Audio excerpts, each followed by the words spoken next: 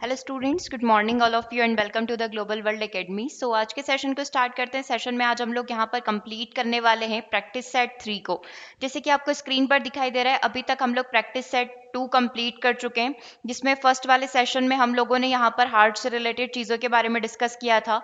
Second session में हम लोग एंडोक्राइन ग्लैंड्स यानी कि अंतःस्रावी ग्रंथियाँ हैं उसके बारे में डिस्कस किया था। सो आज का जो सेशन है वो प्रैक्टिस सेशन 3 होने वाला है, जिसमें हम लोग जो है यहाँ पर कंप्लीट करेंगे एंडोक्राइन को, एक्स्ट्रोक्राइन को यानी कि अंतःस्रावी को भी कंप्लीट करेंगे, बहिर्स्रावी को भी कंप्लीट करेंगे और मानव शरीर में पाए जाने वाले हार्मोन्स के बारे में भी यहाँ पर डिस्कस करेंगे। ओके, सो फर्स्टली जितने भी स्टूडेंट चैनल पर न्यू हैं सब्सक्राइब जरूर से कर लीजिएगा ताकि रेगुलर बेसिस पर आपको वीडियोस के नोटिफिकेशन यहाँ पर मिलते रहें।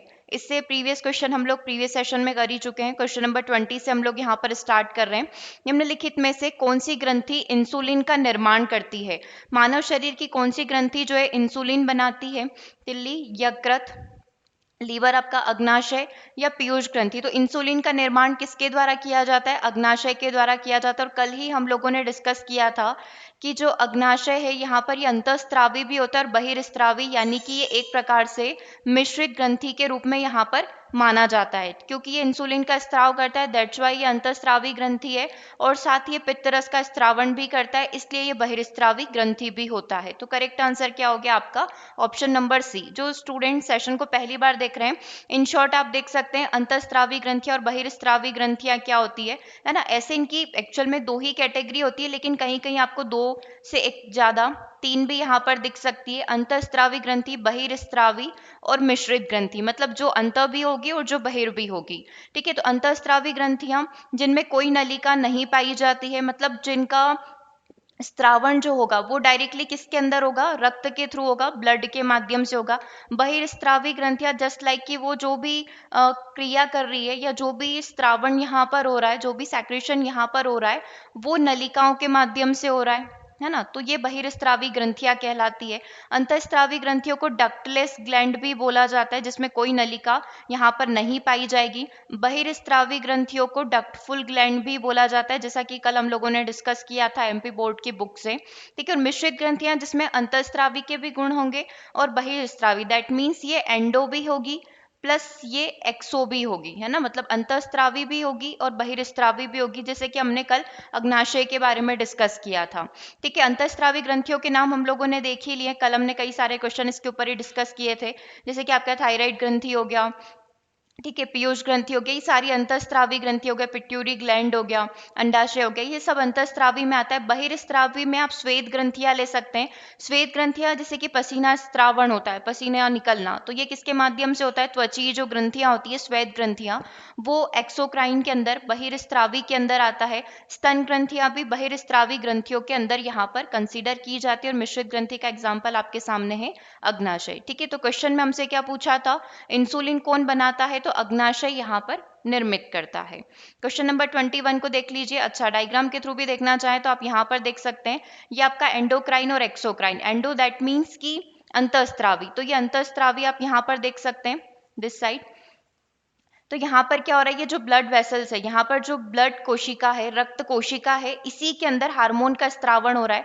मतलब आप ये समझ लीजिए रक्त कोशिका के अंदर ही क्या हो रहा है? हार्मोन का स्त्रावण हो रहा है ना। हार्मोन स्त्रावित हो रहे हैं ब्लड के अंदर, तो इसमें अलग से किसी भी प्रकार की आवश्यकता नहीं है, ये सब इंटरनल वर्क है, इसीलिए इसको एंडोक्राइन बोला जाता है। एक्सोक्राइन यहाँ पर क्या होता है? तो एक्सोक्राइन में आप ये देख सकते हैं अलग से नलिकाएं पाई जाती है, जैसे इसने बोला स्किन सरफेस, ये स्किन सरफेस है। तो यहाँ पर जो भी केमिकल सैक्रेशन होगा, जो भी जो रासायनिक तत्व है उनका स्त्रावण होगा, वो किसके माध्यम से होगा? नलिकाओं के माध्यम से होगा, इसीलिए इसको एक्सोक्राइन यहाँ पर बोला जाता है और बाहरी क्रियाओं को ये कंट्रोल करने का कार्य करता है। ठीक है, डायग्राम के थ्रू भी आपका क्लियर हो गया। चलिए अब हम लोग क्वेश्चन सीरीज को कंटिन्यू करते हैं। क्वेश्चन नंबर 21 आपकी स्क्रीन पर है। निम्नलिखित में से किस कोशिका से इंसुलिन का स्त्रावण होता है? इंसुलिन का स्त्रावण किस कोशिका के माध्यम से होता है? बीटा कोशिकाओं के माध्यम से, बीटा सेल्स के माध्यम से इंसुलिन यहाँ पर स्त्रावित होता है। ठीक है, चलिए, डायबिटीज मेलिटस किस हार्मोन के कम बनने से यहाँ पर होता है? ये जो हार्मोन किसके कम बनने की वजह से रिलीज होगा? इंसुलिन की वजह से, ग्लूकागोन की वजह से, थायरोक्सिन की वजह से या एक्स डाइसोन की वजह से? तो बेसिकली डायबिटीज मेलिटस किस हार्मोन के कम बनने की वजह से होता है? जब शरीर में इंसुलिन की मात्रा कम हो जाती है। ठीक है, ये हार्मोन का स्त्रावण कम हो जाता है, तब ये वाली चीज होती है। क्लियर है? इसके बारे में हम कल भी डिस्कस कर चुके थे। नेक्स्ट क्वेश्चन को देखिएगा, क्वेश्चन नंबर 24 आपकी स्क्रीन पर है। निम्नलिखित में से कौन सी अंतःस्रावी ग्रंथि गर्दन के अंदर पाई जाती है? आपके सामने 4 ऑप्शन है ना। अग्नाशय, थायराइड ग्रंथि, पीयूष ग्रंथि या मास्टर ग्रंथि, पिट्यूरी ग्लैंड या फिर अधिवक्र ग्रंथि, एड्रीनलिन ग्लैंड। ठीक है, तो आपको आंसर करना है कि कौन सी अंतःस्रावी ग्रंथि जो है गर्दन के अंदर पाई जाएगी। ठीक है, तो ये आप यहाँ पर देख सकते हैं, मेल एंड फीमेल का यहाँ पर दे रखा है, तो किस में कौन सी ग्रंथि यहाँ पर पाई जाएगी। तो एक बार आप डायग्राम देख लीजिए ताकि आपके अंतःस्रावी ग्रंथियों का जो एक बार रिवीजन भी हो जाए। ठीक है, सबसे ऊपर ही ऊपर आपको दे रखा है पीनियल ग्रंथि। ठीक है, जो सबसे छोटी अंतःस्रावी ग्रंथि होती है ना, एक चावल के दाने के आकार की होती है। फिर आ जाता है आपका पिट्यूरी ग्लैंड, पीयूष ग्रंथि या फिर मास्टर ग्रंथि जो मटर के दाने के आकार की होती है। ठीक है, जिसको मास्टर ग्रंथि, क्योंकि मोस्टली जितनी भी अंतःस्रावी ग्रंथियां होती है पैराथायराइड ग्लैंड को छोड़कर, उन सभी को कंट्रोल करने का कार्य कौन करती है? पिट्यूरी ग्लैंड करती है। ठीक है, फिर आपका हाइपोथैलेमस आ जाता है, ब्रेन की बात करें तो थैलेमस आ जाता है ना। उसके बाद ये रहा आपका पैराथायराइड ग्लैंड जिसके बारे में अभी हम लोग बात कर रहे थे। ठीक है, उसके बाद थायराइड ग्रंथि, है ना, ये जो गले में पाई जाने वाली पैराथायराइड होती है और थायराइड होती है। ठीक है, उसके नीचे अगर हम लोग आ जाए तो ये एड्रीनलिन ग्लैंड हो गया। ठीक है, फिर पैनक्रियाज आपका अग्नाशय आ गया, और फीमेल की बात करें तो यहाँ पर ओवरी आ गया, और मेल की बात करें तो टेस्टिस आ गया। ठीक है, तो ये मेल और फीमेल में पाई जाने वाली अंतःस्रावी ग्रंथियां हैं एंडोक्राइन ग्लैंड से। ठीक है, तो कौन सी ग्रंथि गर्दन के अंदर पाई जाएगी? तो 2 पाई जाती है, पैराथायराइड और थायराइड। ठीक है, हमारे पास ऑप्शन में अग्नाशय है, अवटु है, पीयूष है और अधिवक्र है। तो केवल हमारे पास एक ही ऑप्शन बच रहा है, ऑप्शन नंबर बी, कि हाँ ये गर्दन के अंदर पाई जाती है। मस्तिष्क में पाई जाने वाली पूछता तो आप पीयूष बता सकते थे, पिट्यूरी या पीयूष ग्रंथि आप बोल सकते थे। चलिए नेक्स्ट क्वेश्चन की तरफ चलते हैं। आदमी के कंठ के किस भाग को अवटु उद्रत यानी एडम्स एप्पल के नाम से जाना जाता है? क्रिकॉइड उपास्थि को, कंठ को, श्वसनी को या थायराइड उपास्थि को? मतलब वही थायराइड उपास्थि, मतलब पैराथायराइड को जो है एडम्स एप्पल के नाम से यहाँ पर जाना जाता है। आपने देखा होगा गर्दन का थोड़ा सा भाग जो ऊपर की ओर उठा हुआ रहता है, तो वो एडम्स एप्पल ही होता है। मतलब आपकी थायराइड के जस्ट पीछे की साइड जो है पैराथायराइड ग्रंथि जो है अवटु उदत या एडम्स एप्पल, है ना, या हिंदी में इसके कई सारे नाम है। थायराइड उपास्थि आप इसको बोल सकते हैं, पैराथायराइड आप इसको यहाँ पर बोल सकते हैं। तो एडम्स एप्पल किसका नाम है? थायराइड उपास्थि का, यानी पैराथायराइड का। ठीक है, क्लियर है यहाँ तक? चलिए आगे बढ़ते हैं। 23 हो गया, क्वेश्चन नंबर 24 हो गया। क्वेश्चन नंबर 25 के पास चलते हैं। निम्नलिखित में से कौन सा केवल स्त्रियों में पाया जाता है? कौन सी ग्रंथि केवल स्त्रियों में पाई जाएगी जब हम लोग ग्रंथियों की बात करें, ग्लैंड्स की बात करें? थायराइड, पिट्यूरी, अंडाशय या फिर एडिनाइड? तो ये केवल फीमेल के अंदर पाई जाती है, ओवरी केवल फीमेल के अंदर पाई जाएगी। राइट आंसर क्या हो जाएगा? ऑप्शन नंबर 3 हो जाएगा। थायराइड ग्रंथि कहाँ पर पाई जाती है? यकृत में, गले में, आंख में, इनमें से कोई नहीं। तो अभी जस्ट आपने पढ़ा थायराइड ग्रंथि का स्थान होता है गला, तो बी आंसर आपका करेक्ट हो गया। थायराइड और पैराथायराइड दोनों का गला रहेगा। एक विशिष्ट हार्मोन को जिसकी कमी से गलगंड यानी कि ग्वाइटर रोग यहाँ पर हो सकता है, संश्लेषित करने के लिए किस अंतःस्रावी ग्रंथि को आयोडीन की आवश्यकता होती है? मतलब इन जनरल सीधी सी भाषा में बोलूं तो आयोडीन की कमी से कौन सा रोग होता है? ग्वाइटर रोग होता है। और कौन सी ग्रंथि में, कौन सी एंडोक्राइन या कौन सी अंतःस्रावी ग्रंथि के अंदर ये रोग होता है? तो ये थायराइड ग्रंथि में होने वाला रोग है। जब इस ग्रंथि में हमारे शरीर में आयोडीन की कमी हो जाती है तो थायराइड ग्रंथि प्रभावित हो जाती है और ग्वाइटर रोग यहाँ पर हो जाता है। ठीक है, तो इसमें जस्ट थोड़ा सा घुमा फिरा कर पूछा है कि किस अंतःस्रावी ग्रंथि को आयोडीन की आवश्यकता होगी? तो थायराइड ग्रंथि को आयोडीन की आवश्यकता पड़ती है। ठीक है, किसकी कुसंक्रिया के कारण मानव शरीर में मिक्सीडीमा हो जाता है ना? मिक्सीडीमा रोग किसकी वजह से होता है? तो ये होता है थायराइड ग्रंथि की वजह से। ठीक है, तो ध्यान रखिएगा, थायराइड ग्रंथि की वजह से जो है मिक्सीडीमा रोग यहाँ पर हो जाता है। ठीक है, इसमें वही कि आयोडीन की कमी यहाँ पर हो जाती है। ओके, चलिए नेक्स्ट क्वेश्चन के ऊपर चलते हैं। नेक्स्ट क्वेश्चन को देखिएगा। थायराइड ग्रंथि की सामान्यता बनाए रखने के लिए नमक में आयोडीन को किस रूप में मिलाया जाता है? थायराइड ग्रंथि सामान्य बनी रहे, है ना, तो नमक में आयोडीन मिलाया जाता है, तो किस रूप में मिलाया जाता है? तो दो तरीके से मिलाया जाता है। आपके सामने ऑप्शन 4 है, ठीक है। सबसे पहला ऑप्शन आपके पास पोटेशियम आयोडाइड है, दूसरा KLO3 है, KCl है, और IBR है, आयोडीन ब्रोमाइड का कॉम्बिनेशन यहाँ पर बना रखा है, ठीक है। तो नमक में आयोडीन जो है दो तरीके से मिलाया जाता है, एक तो सोडियम आयोडाइड के रूप में और दूसरा पोटेशियम आयोडाइड के रूप में। हमारे पास ऑप्शन में क्या दे रखा है? पोटेशियम आयोडाइड दे रखा है, तो करेक्ट आंसर क्या हो जाएगा आपका? पोटेशियम आयोडाइड हो जाएगा, ठीक है। इसमें आप पूरा देख सकते हैं, नमक में आयोडीन को सोडियम आयोडाइड के रूप में या फिर पोटेशियम आयोडाइड के रूप में मिलाया जाता है, जो थायराइड ग्रंथि को सामान्य बनाए रखने में मदद करता है, मतलब उसमें किसी भी चीज़ की कमी नहीं होगी, इसलिए नमक में आयोडीन को इन दो रूपों में मिलाया जाता है, या तो सोडियम आयोडाइड और पोटेशियम आयोडाइड के रूप में, ठीक है। क्लियर है यहाँ तक? चलिए आगे बढ़े, नेक्स्ट क्वेश्चन के ऊपर मूव करेंगे। फर्स्ट 30 क्वेश्चन यहाँ पर आपके कंप्लीट हो गए हैं जो कि ग्रंथियों से रिलेटेड थे, ठीक है। चलिए नेक्स्ट क्वेश्चन नंबर 31 की तरफ चलते हैं, क्योंकि अब हम लोग क्या कर रहे हैं, इसमें जो बीमारियां होती है, इससे संबंधित जो रोग होते हैं, उनके बारे में भी हम लोग साथ के साथ डिस्कस करते हुए चल रहे हैं। ग्रेव का रोग किस कारण से होता है? थाइमस की अति सक्रियता के कारण से होता है, थायराइड की अति सक्रियता के कारण से होता है, थाइमस की अल्प सक्रियता या थायराइड की अल्प सक्रियता के कारण से होता है।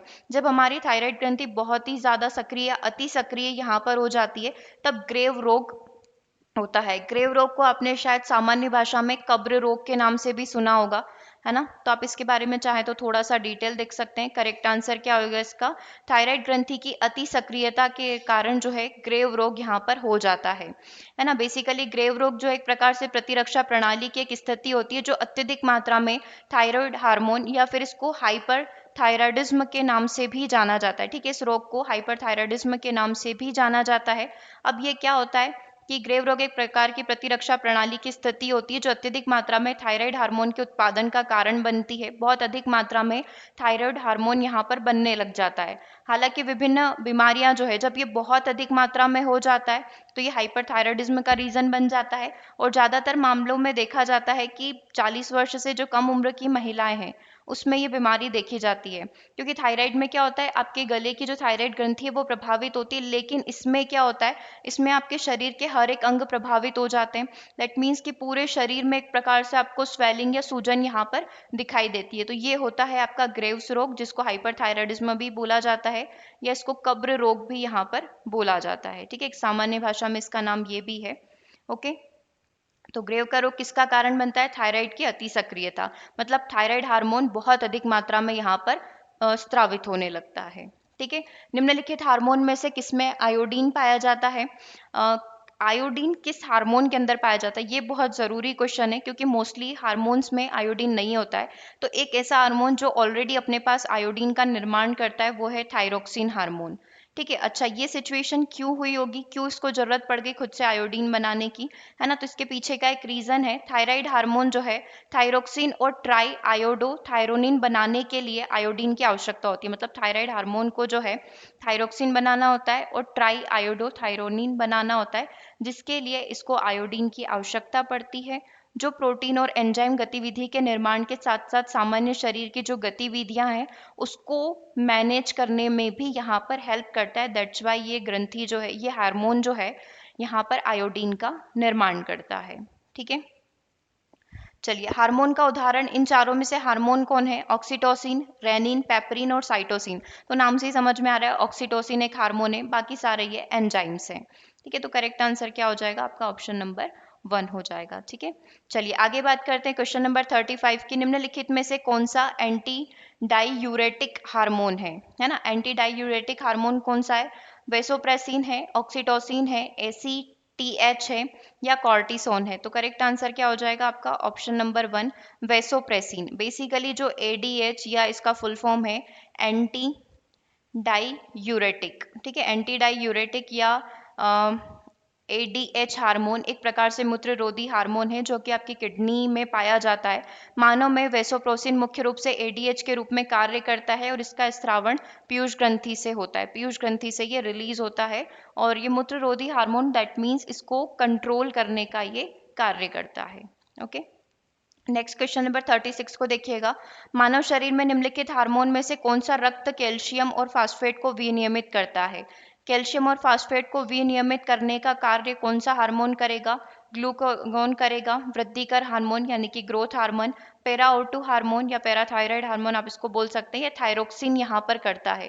करेक्ट आंसर क्या हो जाएगा? पैराओटू हार्मोन जो है यहाँ पर कैल्शियम और फास्फेट को विनियमित करने का, या पैराथायराइड जो ग्लैंड होती है, आउटू कौन होता है? थायराइड होती है, पैराओटू कौन हो जाएगा? पैराथायराइड ग्लैंड हो जाएगा। तो यह हार्मोन जो है विटामिन डी के साथ मिलकर रक्त में कैल्शियम की मात्रा को बनाने का कार्य करता है। विनियमित करना दैट मीन्स उसको पूरा मैनेज करके चलना, ठीक है। साथ ही यह आंत में कैल्शियम के अवशोषण को तथा वक्र यानी कि किडनी में इसके पुनर्अवशोषण को बढ़ाता है।